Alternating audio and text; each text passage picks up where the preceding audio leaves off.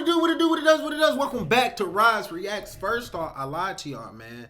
I know I said in the last video that it's not going to be that shot back in the back, but it is indeed still in the back. But, you know, we're here with another video, man. So, look, man, I really love, what are they called? Interrogation videos. Interrogation videos, I could listen to them all day, but the problem is sometimes they be like an hour and a half, 2 hours. I just seen one that was 4 hours, and I'm like, hell no. But I see one that's about like 35 minutes, so it's gonna be long, and you all know me, I'm gonna probably skip through a little bit, but let's get straight to it. On the 2nd of August, 2017, at approximately 5:15 p.m., 21-year-old Savannah Gold left her parents' home and drove to San Jose Boulevard in Jacksonville, Florida. She had a 5:30 shift. Mistake number one. Nothing ever goes good in Florida, bro. Shout out to my people that stayed out in Florida, but we all know y'all Floridians are a different breed, bro. At the Bonefish Grill, a casual seafood restaurant where she worked as a waitress. But on this occasion, she never showed up. It was a fairly quiet Wednesday afternoon at the diner. Her absence wasn't too much of a strain, so the on-duty supervisor simply took her hours off the roster for that day and thought nothing else of it. Suspicions only arose roughly 1 hour and 15 minutes after Savannah had left the house, as her father received a text message from her phone number. Hey, I just wanted to tell you and Mom I met a really great guy and we're running away together. I love him and we are leaving to I'll call you later when I get to where we're going, whatever. First off, this person is illiterate. Let's start there. All right, we can skip this. Her brother also received a text 43 seconds later. Hey, I quit. I'm leaving with my boyfriend. I can't do this shit, anything. Although both texts came from Savannah's number, her family knew right away that something wasn't right. She had just left the house in what appeared to be very high spirits, but now proclaimed to be running away with an unidentified man without packing so much as a change of clothes. Not only that, but the text messages were riddled with errors and that's what I'm saying. That's supposed to say wanted, running to I. What the hell I mean? Was in a completely different way to how she would normally write. Her phone was switched off when they tried calling just minutes after receiving the texts, so they immediately called her place of work and found out that she hadn't shown up. It was at that point they called police and filed a missing persons report. Savannah had been gone for less than 2 hours. Roughly 40 minutes later, her car was found unlocked and abandoned in the Bonefish Grill parking lot, and the only thing missing was her phone. Her wallet, ID, and a number of other valuable items had not been taken. Investigators went through the parking lot surveillance tapes and discovered what would then become the primary piece of evidence for the case. The majority of footage remains undisclosed to the public, but a detailed description of what occurred has already been released. What we know is that Savannah parked her car and stepped out of the vehicle at exactly 5:31 p.m. She then walked over to another vehicle and conversed with the occupant for 14 minutes through the driver's side window. She then got into the back seat of said vehicle at 5:45 p.m. 14 seconds. Why would you get into the back seat? And was she at work? Later, the car began to shake sporadically as if some type of struggle was occurring inside. The rear door swung open 3 times, but was immediately and forcefully shut each time. It appeared as though someone was attempting to get out, but couldn't. This lasted for 49 seconds until the vehicle suddenly stopped. What was they doing in the back seat? What was they doing in the back seat? Like, if she was talking to him in the passenger, through the passenger window, and then she got in the back seat, was they trying to get freaky? What happened? Why would you get in the back seat? And if you was talking to somebody in the passenger seat, I mean, he got to be a hell of an acrobatic dude to jump from the front seat to the back seat and prevent her from leaving out the back door. That's crazy. Stopped moving. A male figure was then seen getting out and proceeded to walk over to Savannah's car that was 20 feet away. The surveillance was grainy, and the person could not be identified from the footage alone. All that police could ascertain was that he had short brown hair and was roughly 5'11". The unidentified person reached into Savannah's car and took out what police believed. Damn, she got a flat tire. was her phone. He then slashed the front tire with a knife before walking back to his own vehicle. He got in and drove away from the scene at exactly 6:04 p.m. Savannah was never seen exiting the car. This was a crucial piece of evidence, and essentially all investigators had to go on. They had to find out who the man was in the video, and fast. But they also had to be careful in how they conducted their investigation. They couldn't let anyone find out they had this footage in their possession, as knowing this information could allow a suspect to alter their alibi to fit with the evidence. This would take a significant advantage away from investigators during interrogation, and would hinder their ability to build a case to a considerable degree. Over the following 2 days, investigators briefly interviewed all the staff at the Bonefish Grill. For the most part, isn't where she is, and is there anything you know that could help with our investigation? Within 48 hours, they had 3 potential suspects, whose names were then ran through the motor insurance database. The first suspect didn't have a license. The second suspect owned a bright red 2001 Jeep Cherokee, while the third suspect was registered to a 2012 silver Chevy Malibu, an identical match to the vehicle seen on surveillance. His name was Lee Rodarte. He was 28 years old and was both the manager and head chef at the Bonefish Grill. Oh, hell no. How you doing crimes at your job, bro? Coincidentally, he was the first person to be interviewed at the diner about Savannah's disappearance, where he told investigators that he hadn't seen her in about 3 weeks, and knew nothing of her current whereabouts. It was only from his co-workers that police discovered he was having an on and off relationship with Savannah for the last 8 months, despite it being against company policy. That's why I said, bro, was they trying to get freaky before the shift and things just ain't work out? Because why would you get into the back seat? Up under no circumstances does it make sense for you to get into the back seat of any man's car if nobody was in the passenger seat. They was trying to get their freak on, bro. From what investigators could gather, this was a very popular individual, rising fast through the ranks of his chosen profession. He was known for his charm and charisma amongst his colleagues, and also had a lot of success when it came to the opposite sex. On all accounts, his life seemed to be going very well, but he was now the prime suspect in a kidnapping investigation, and the Jacksonville Sheriff's Office planned their next steps in meticulous detail. At around 5:15 p.m. on August 5th, police arrested Rodarte while midway through his shift at work. They told him it was for an outstanding traffic warrant and took him to the JSO police department. Can you do me a favor? I'm gonna have you take that apron off. Okay. Goddamn, y'all didn't even let him take the apron off before y'all arrested him?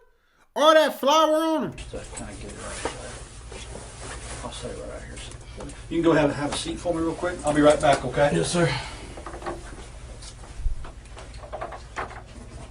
The officer said he would be right back, yet Lee was left to sit there for 90 minutes with nothing but his own thoughts to keep him company. Now, think of yourself in his position, and presume you were guilty of whatever happened to Savannah, and that whatever happened was something truly horrific. In the present moment, you have just been arrested for an outstanding traffic warrant, yet you were interviewed the day before about your co-worker's disappearance. 1,000,001 things will be running through your mind about what could happen next, and as each second ticks by, the anxiety this will cause will begin to fester and slowly intensify. How it is about to meat and potatoes, baby. The sound of the door opening would have been a pleasant relief from the monotonous cycle of Rodarte's own thoughts, yet this brief moment of alleviation would have the gator who had It would have been at this moment that Lee realized his situation was far more severe than he was hoping. The relative optimism he would have felt during the initial 90 minutes on his own will now be gone, which in turn will greatly magnify the contrasting sense of fear he will now be experiencing. This is my partner, Detective Staley.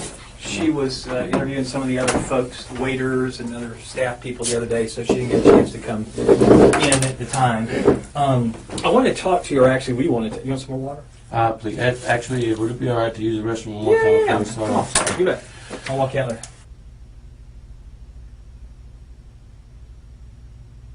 Come on, man. You want some water? Please. Be all right. Water. Okay. Y'all know me, bro. I gotta just get straight to the point, man. To ask you about specifically that didn't seem to line up, so I wanted to Yes, come down and talk to you. I took an Adderall that my buddy gave me. Okay. Because I was there so late last night. I came in and was super tired. Like, here, take this. Okay. Adderall? Yeah. And do you normally take that? No, I've taken one a long time ago. Like, okay.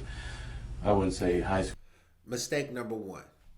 Where's your lawyer? Let's start there. You can't sit down in no interrogation room without your lawyer, bro. You bound to dig yourself into a hole you can't climb out of. Well, a little bit after high school, but it's been years. Okay. Yeah. Perfect. I appreciate that. All right.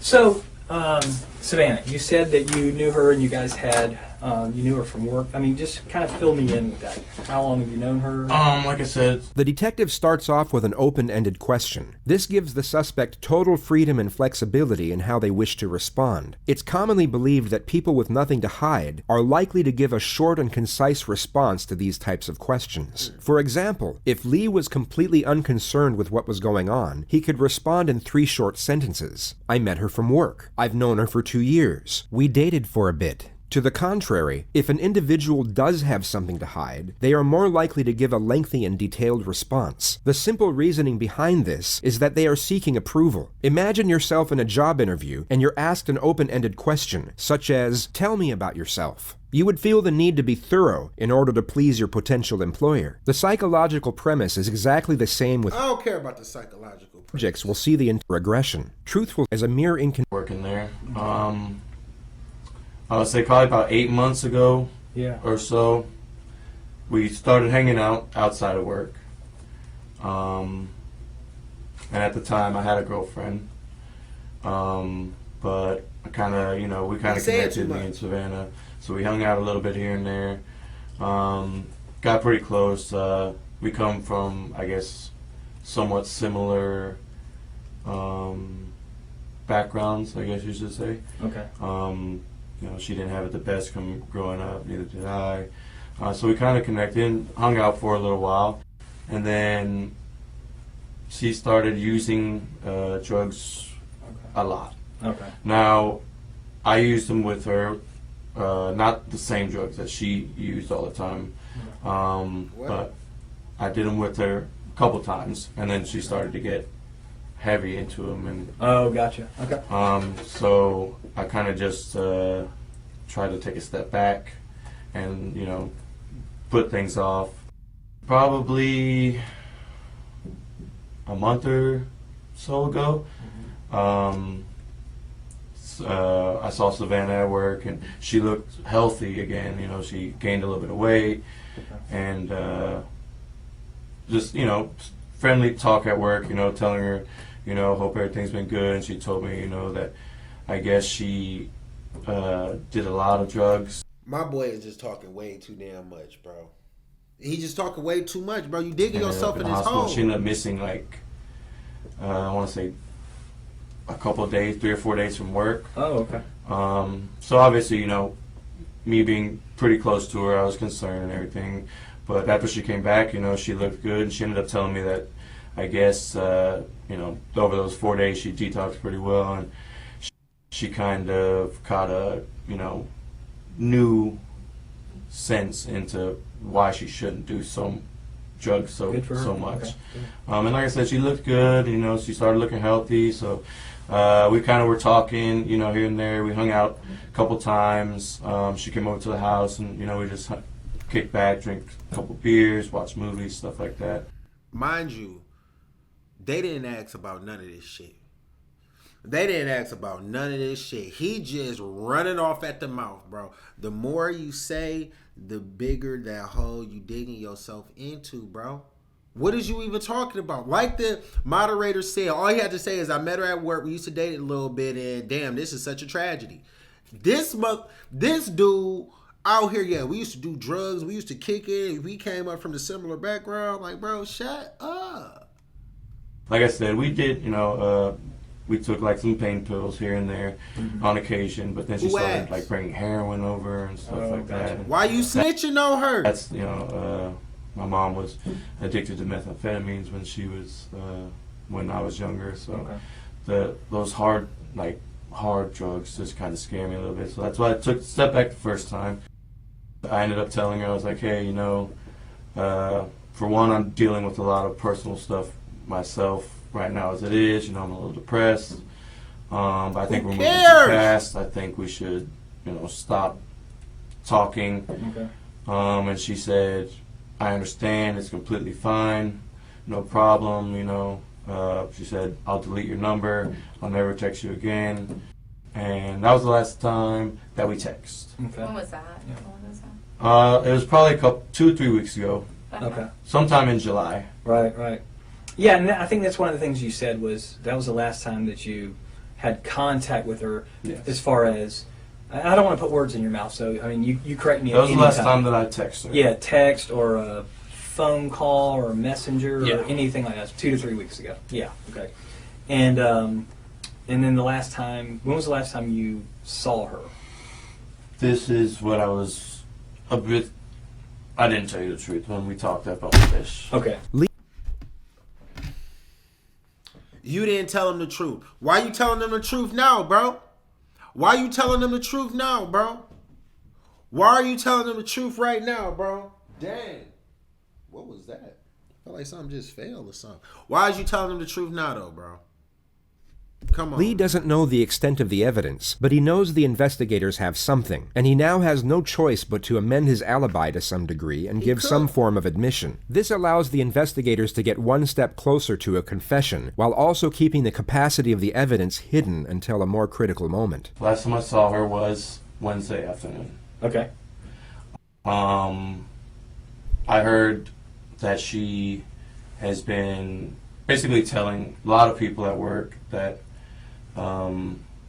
we hooked up a bunch, like a couple of days before that, and that she was going to like tell about the whole situation and, you know, try to get me fired. And Now, things why like would that get you fired? I Well, don't know. I'm a manager and she's an employee. So Okay, it's so you guys aren't supposed to fraternize? Yeah. Or, okay, I got you. And she just told My mama told me this years ago when I first started working, bro. You don't get your meat where you get your bread at. You know what I'm saying? And you don't slay where you lay. I'm joking. That second part was just all jokes. But you definitely don't supposed to get your meat where your bread at. And for those of you who don't know, that just means you don't supposed to mess with nobody you work with. Why? For several reasons. The first reason is it's cool while everything is cool. But as soon as things go left and you probably don't like that person no more, or something crazy that could have happened in which result in y'all not kicking it no more, you still got to see this person every time you clock in. Now, maybe if y'all got different shifts, maybe it could work, but at the same time, at some point, you're going to see this individual. And that's the last thing you ever want to do. And then, on top of that, you never know how crazy somebody is until you take it to the next level with them. So, you know, you could be cool. You could probably actually kick it with somebody from work, and then once y'all break it off, you ain't even thinking about it. But they're going to actively try to sabotage you because their feelings is hurt now. You know, and really, you don't need none of that while you at work. So it's best for you not to get your meat where you get your bread at. Shout out to mama. people, I guess, that she was out with that work at the restaurant that we were having sex. Okay. I pulled in the parking lot. She pulled in a little bit after me. I parked, and I said, "Hey, can I talk to you for a second?" And she said, "Yeah, what's up?" And I was like, "I heard you've been saying some things about me and you continuing to hang out, and you know that we're boyfriend and girlfriend." And she asked me, she said, "Can I come sit in the car? Because I just did some heroin and I'm a little paranoid." Wow. Heroin doesn't make you feel paranoid. It makes you extremely relaxed and oblivious to your surroundings. Some might argue that heroin can cause paranoia depending on the user, yet Savannah was driving moments earlier and was about to start a shift at work. If she was using, she most certainly wasn't the type to get paranoid. Okay. I said, "Why are you doing that? You know, you're doing really well. You shouldn't have been doing that." Okay. And so she came inside in the car, and I explained to her the situation. I told her that servers at Bonefish were coming to me and telling me that you're telling people when you're out that we're still having sex and we're boyfriend and girlfriend. And I said, I would appreciate, you know, I need you to stop, because for one, it's jeopardizing my job. We agreed to, you know, split, stop talking mutually and just move on, and, you know, be cordial or whatever. But it was nothing more than that. And she said, "Fuck you. Damn. You know, you're a piece of shit." Yeah, that definitely sound like a heroin user. And I said, she said she's going to keep telling lies and stuff about me and everything like that. And at that point, Lee has just tried to cover his tracks as much as possible without giving away anything incriminating. He already gave everything incriminating away. He already said, I seen her the day she went missing and she hopped in my car. My boy, you're not giving your lawyer anything to work with. Thought a witness saw him at the scene with Savannah and was most likely hoping the verbal argument was the extent of what was seen. He therefore gives away this detail in an attempt to come across as truthful. Yet as we know, the investigators have proof that Savannah never got out of the car, and he's about to lock himself into his second lie, which is exactly what the detectives want. She had her phone in her hand, she got out of the car and walked towards the main entrance from San Jose. So like if So this is like I wouldn't say she was walking along the edge of the plaza, but she was walking maybe towards this way. And I would say an older model Ford pickup, green, drove past me and around, and she got in. Okay. The suspect has now thrown away his... You just gonna lie like that, bro? You just gonna lie like that? That's crazy. Best possible defense, which would have been that he drove away from the parking lot with Savannah, and that she got out at another destination where they then parted ways. If he had known about the surveillance footage, this would have no doubt been his revised narrative, but it's no longer possible due to this fabrication. This is now his stated alibi under caution, and any amendments that he might try to make at a later stage will have no credibility whatsoever. So she gets out of the backseat and begins walking in the direction of, not necessarily paralleling San Jose, but she's walking towards 295 or down towards that entrance area. Yeah. And then she's got her phone, and you said you thought she was calling somebody? The detective knows this alibi is completely fabricated, so you might be wondering why he's inquiring into it further. The truth is that he's not actually inquiring, only pretending to. The suspect's responses to these questions are of no importance, and the detective is not information gathering. He's simply getting the suspect to let his guard down as much as possible by making him think that he is being believed. As the suspect continues to convey this made-up narrative, his anxiety will slowly diminish, his belief that he is fooling the detectives will increase, and his heightened state of mind will decrease as a result. This is a well-known strategy, and the reason for this strategy is because the detective is about to initiate the first confrontation. He wants to catch the suspect completely off guard. She had it in her hand and looked like, I mean, I couldn't tell if she was texting or not or anything. But she had her phone out. Yeah, she had her phone out and was looking at it, and then it looked like she was going to put it up to her ear, and then the green truck came around. Okay. And how long do you think it was between the time that she got out and started using her phone till that green truck pulled up? This goes on for roughly 90 seconds, and Rodarte appears to be considerably more at ease. 295 all the way to Beach Boulevard to Grove Park, and then Grove Park. How long does that usually take you? What's going to make this so funny is I give the detective another 2 minutes until he be like, yeah, Rodarte, we didn't see no green truck. We only seen you. And she didn't hop out. I give him about 2 minutes until he start cutting into his ass. Depending on traffic, obviously. I think it usually takes him about 25 minutes or so. Okay. What happened to your neck? We see a very sharp and very sudden switch. The suspect is taken from feeling assured to once again feeling threatened. It's believed that when the immediate shift from one emotion to the next is so extreme, a suspect can become disoriented, and their ability to think critically can be affected. In other words, it's much harder for them to think up lies on the spot or fabricate emotion in a convincing manner. That was self-inflicted, actually. Oh, After a long, nervous breath, he takes 3 seconds to respond. Self-inflicted, Yet somewhat saves himself with the answer. The fact he stated his injuries were self-inflicted could give reason for the nervous breath and his hesitation to respond, as self-harm is a taboo subject, and some might be embarrassed or even ashamed to admit to it. The detective recognizes this and immediately puts him back on the spot. Why? I just have been having kind of a hard time. To your neck? I couldn't. The first interjection from the female detective. She alludes to the fact that the neck is an unusual place for a self-inflicted injury, essentially stating that she's not buying it, but also... He should have said he got freaky with somebody since he's a womanizer. You know what I'm saying? But you gonna injure yourself to the neck, bro. Nobody in America ever injured themselves to the neck, bro.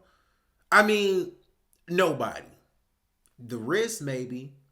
A little punch on the arm, maybe. I can't even say that, but ain't nobody hurting their neck. Refrains from applying too much pressure, which is being saved for a more pivotal moment at a later stage. Yeah, I did. And What did you use? a knife. Wow. When did you do that? Some time in July. You did that in July and it's still Yeah. bloody? Well, I kind of What? peel the scab here and there at work, hitting it on Okay. stuff like that. Peeled Not it at last- work, bro. You work at a restaurant. You peeling scabs, bro? Last night working. Probably not the best advertisement for the Bonefish Grill. Thank if you. Hey. My point exactly, bro. That is trifling, bro. You peeling scabs at work. At work. At work, at a restaurant, bro. It's one thing if you at a desk, if you do mortgages or something like that, or accounting, bro, you cook people food, bro. You telling me you peeling scab and just having exposed blood? Man, come on, bro. Head chefs are peeling their scabs off at work. But then again, the wounds are more than likely a fresh injury from his struggle with Savannah, and they hadn't been peeled off at all. And it was coming off a little bit today, so I peeled that a little bit. All right, let me see. But this and this was the same night. This one was just a lot worse Yeah. than this one was. Okay. And that was in July? Yeah. Okay. Like a few weeks back. Yeah. Okay. Nah, bruh. When she's in the car, what does she say to you about what her plans are? So she's scheduled to work that night. Mhm. So she's going to work? She didn't talk about. I mean, I assumed she was going to work. Mm-hmm. She was in her uniform, but she didn't say. When she got out the car, she didn't say anything after she got out of the car. Of course she did. They further reinforce his confidence by going back to his narrative of the truck and allow him to convey the story in more meticulous detail. They are once again giving him a false sense of security, only to use it against him at the opportune moment. And she gets in that truck. Let's be honest, we won't even call her she. Savannah, okay? Savannah, again, with this picture, if we're using it in the same place, from where your drawing was, they drove over here. You're here, and they drive out over here. Do they stop? Does she get out and go into work? Does the truck keep going? I didn't see once they turned the corner past the ATM. Mm-hmm. Once she got in and they left, I left You because left. I just. Do you run into them? I ain't gonna lie, I'm still stuck that bro said that he peeled his scabs at work. Like, I understand that's a lie. But bro, that's the best lie you could come up with. Just like on the drop of a dime, you peel your scabs at work, bro. That is trifling, bro. On the road anywhere? No. Okay. Did she call you later on or text you later on? Savannah, no. Mm-hmm. No other contact with her? No. So where's Savannah right now? I don't know. Where would I find her? I don't know. This is a far more aggressive confrontation. It's essentially an accusation that the suspect is involved in Savannah's disappearance. Yep. Innocent subjects will usually reciprocate this aggression and respond to this type of question with a question of their own, such as, "Why are you asking me that?" Or, "What are you trying to say?" They would openly recognize and refute the allegation, most often in a forceful manner. Lee had no emotional response whatsoever, nor an ounce of shock. He answered the question with a composed demeanor, almost as if he knew it was coming. It lets the detectives know he was anticipating some type of blunt confrontation. That's my prime objective is to find her. Definitely. I think time's running out on her. I want to find this girl. I need to find her. I understand. And here's a couple reasons I need to find her. One is I'm hoping that she's still alive. And that's really, I really do, I'm holding out for that. And if she's not alive, then I think she and her family are due that knowledge. I think I think they need some closure, because I think the reality is if somebody's dead somewhere, a parent would want to know. I think do you have kids? No. Okay, so one day when you have kids, the uncertainty is whatever kind of a person she is, and I'm not about to say what kind of a person she is, because I'm not making any judgments. I'm saying that this human being is, if she's alive, then I want to find her. I need to make sure she's okay, because several days now she hasn't been around. Things happen to the human body, and people can't stand a lot of things that can transpire. But the other thing is, if she's not, this family deserves better than this. This family deserves better than somebody who works with her and who's got knowledge and won't tell the police because they're worried about their own ass. Because that's pretty cheap. I'm gonna be honest with you. And I agree. your feelings in it, I don't really care about your feelings. What I care about is finding her. So where is she? I don't know where she is. Where is Savannah? I don't know. I need to know where Savannah is so I can don't let know her family where know. she is. You don't know because He gave all this information up. He told the weakest of lies, and now you don't know. Bro, just spill the beans, bro. You already caught, bro. You already caught, bro. I mean, in my head, if I was in his predicament, I'd be like, you know what? They haven't brought nobody else down here. And I know because they interviewed everybody at once. They came down to arrest me. They didn't arrest like 6 of us. You know, if it was a few of us that got arrested at work and then they just trying to filter some people out, that's one thing. But nah, bro, you should have known as soon as they arrested your ass, and as soon as you know. He know. He just playing stupid, but him playing stupid not even working because he should have at least got a lawyer. because you had something done with her and you weren't involved in that part. I don't know. Tell me something. What can I work with? I told you the last time I saw her. But that's not true because we have proof. This moment would have been rehearsed multiple times before the interrogation started. The investigators would have planned who would reveal the surveillance to the suspect, and at roughly what moment. The suspect had been confronted multiple times, and the situation was now fully transparent, yet he continued to maintain his innocence by clinging on to his narrative. It becomes evident that he isn't going to budge, so the female detective takes the initiative. She reveals their final and most substantial piece of evidence for the purpose of maximizing the pressure. Let me guess. We got you on camera. We have proof. And that's why we're sitting here, Lee. At this point, we need this for her. I mean, I look at that little girl and I think of my little girl. My little girl who's her age. That's who I think about. That was my little girl. I couldn't imagine. I don't care what she said about you or whatever, but my little girl is that age. Maybe And you're not telling the truth. Maybe Detective getting a little emotional. Oh, this is rare. This is rare. it's out of hand in the car. I didn't do anything. Okay, you didn't do Okay, anything, but she was okay. in your car. She never got out of your car. She never got out of your car. Lee? We're not saying that you did anything. I'm trying to find her. I didn't say you did Good anything. cop, bad cop. Good cop, bad cop. And believe it or not, the woman is the bad cop. I love it. Where she is. Well, we can prove that you left with her in the car. So please, do everybody a favor and just tell us. Where is she? I don't You know. got to be able to be able to separate. We're not sitting here saying you did anything to her. I don't know. She's Yes, on they drugs. Maybe she passed. I don't know. I'm not in that car with you guys. I know that she's in that car with you. I have proof of all of this. Okay, let me ask you, Lee. Then tell us now if you're being an honest man. Are you being honest? Yes. Cap. Okay, well then, let's start being honest. She never got out of your back seat, Lee.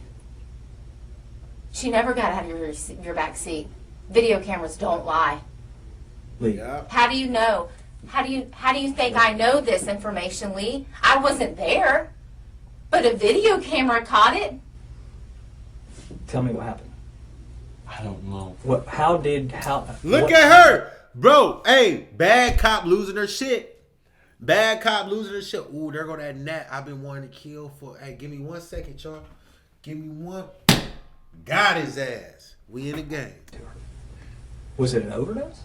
Is that what happened? I don't know. I'm not in the car with you guys. You just said she was in your car and she had admittedly had done heroin. This is a cross between the how and why solution and the alternative question. Both are used to lower the gauge of admission for the purpose of getting one foot in the door, which will then become the new foundation for building the case. The how and why solution essentially blames the victim, while at the same time minimizes the motivations behind the crime. The alternative question plants a seed for what happened. Overdose all the time. Is that what happens? Does she overdose? Okay, well tell us. Oh, now you don't know. You knew everything else though, but now you don't know if she overdosed. Bro, I'm through with you. When you left with her in the car, because that is what is shown. We can't make up that. We can't falsify a video camera, Lee. I'm not lying to you, because you know I'm telling the truth, because you know that's what's on the video. How else would I know that? I don't, unless I have the video. Where did you go with her? I didn't go anywhere with her. You did. No. You did. You threw, bro. You So the video threw. camera's lying? I don't know this. I mean, Well, I'm telling you. The surveillance footage was no doubt incriminating evidence, yet wouldn't close out a case on its own that easily. The investigators need a confession and continue to apply pressure in a relentless manner. They attack the suspect's character while simultaneously appealing to his sense of morality. I'm telling you, I'm not lying to you. I'm not making that up. That's why I'm so passionate about this. This is someone's child. You might not have kids, but damn it, she's someone's kid. We're fact finders, Lee. I don't have anything personal against you. No, not at all. I mean, it's We're over. just fact Just finders. tell us We're what just happened. doing Where our is she? job. No, Where's she? no. Where did you go with her? Where did you go with her, Lee? Be a human. You're a human. You're a man. Where did you go with her? I know you're not that cruel inside. Seriously. Where did you go with her? Maybe Please. maybe you don't know where she is now. Where did you go with her? Please. I'm begging you, Lee. Please. Lee, Please tell us. please, Lee. Please don't make us waste any more of our time. Come on, bro. Just tell us. You already fucked, bro. Please tell us. Please. I'm begging you. I know you're not evil. Just tell us where she is. She wrong as hell. She know he evil as hell. I don't even know why she lying to him like that. I know you're not. This dude evil as hell. You gonna kill a 21-year-old because she got to run her mouth saying that y'all did the business. That's why you don't get your meat where you get your bread at, bro. I don't know. I'm begging you. Please. Please. Can you please just tell me? Where did you go with her then? Can you At least tell us that. at least tell us that part? Where did you go with her afterwards? She didn't get out of your car, and you know that obviously because I and know we do that. too. That's why we're here. Just tell us where. Where did you go with her? Tell us that. At least point us in that direction. Come on, Lee. I owe her family. We've been. No one's. We're not saying anything that you intentionally did anything. Just tell us where you went. When y'all left out of there, you went down Clare Lane, you made a left on San Jose about to 295, and you get up on 295. Okay. Where else did you go before you went home? I mean, I know you eventually went home, I but didn't go anywhere. I went straight home. okay, so what did y'all do when you got home? Savannah was with you. She was with you. And that's okay at that point, but I need to know where did she go from there? Is she still at your house? No. Okay. Is she still in your car? No. Okay. Well, then where is she?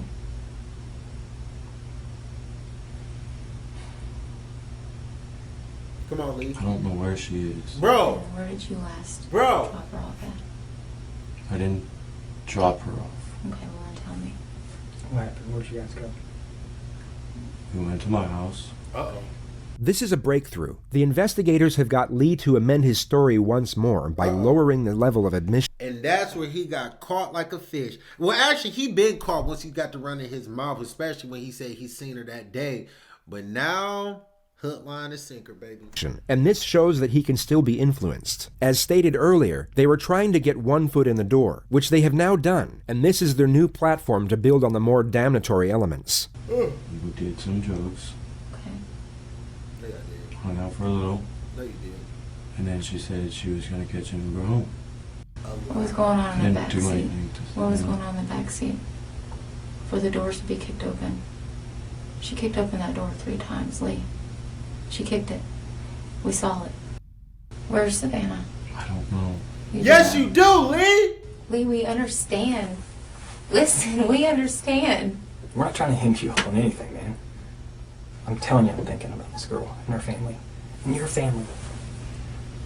Come on, Lee. She was serving. Please tell me where to go find her.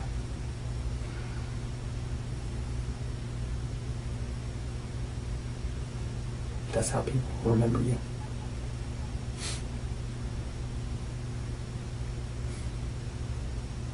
Come on, bro.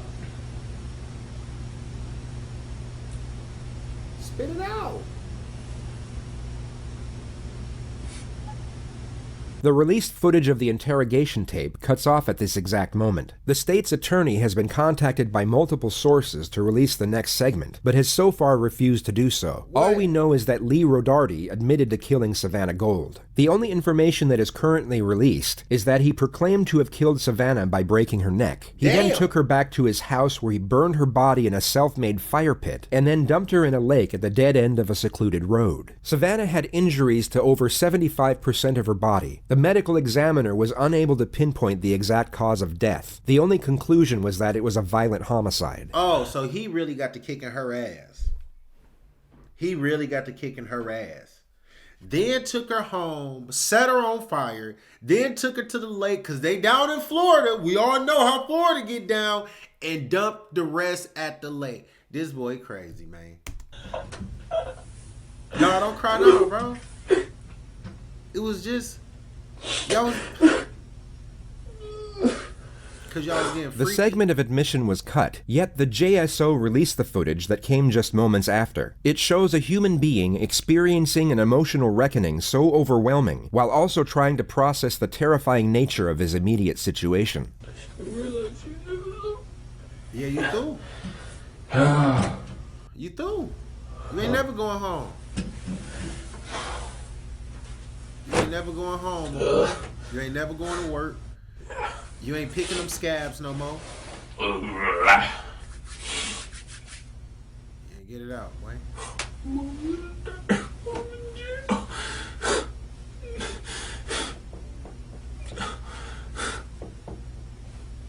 You through.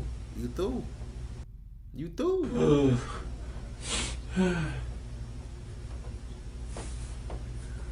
You through. Fucking idiot, Lee. Yeah, bro, you a dummy. Yeah, let's call this quits. Yeah, bro, Lee an idiot, bro. I mean, he was getting freaky with this 21-year-old, which is, I ain't gonna say that's odd, but that's just that's pretty young. So it's like, what do you even expect for her to do if she getting down with an older dude? Of course she gonna say something to her co-workers, because at the age of 21, you still think your co-workers are your friends. Am I lying? Am I lying? When I was 21, I definitely thought my co-workers was my friends, so of course she gonna run her mouth. But that don't give you the right to snuff her out, bro. Worst case scenario, bro, you just get a different job if you get fired. But chances are, if you was to tell your manager up front, like, hey, look, man, I got down with the new server, man, and she caught me on some drunk. Now that's when you lie. You lie, be like, look, man, I was drunk. She was getting drunk, man, and it just happened. It just happened. That's it. You know, but you getting mad to hurt this girl, dump this girl. Now that's so excessive. I've been cracking jokes this whole time, bro, but that's not even cool, man. You really took this little girl for just being a little girl, bro. She ain't do nothing that no other 21 ain't never did, bro. You just took it to a whole new level, boy. But look, with that being said, man, I hope y'all enjoyed that, man. Hopefully, if I can find another shorter interrogation video, I'll definitely share it with y'all, man. But until then, peace. Make sure y'all like and subscribe, baby.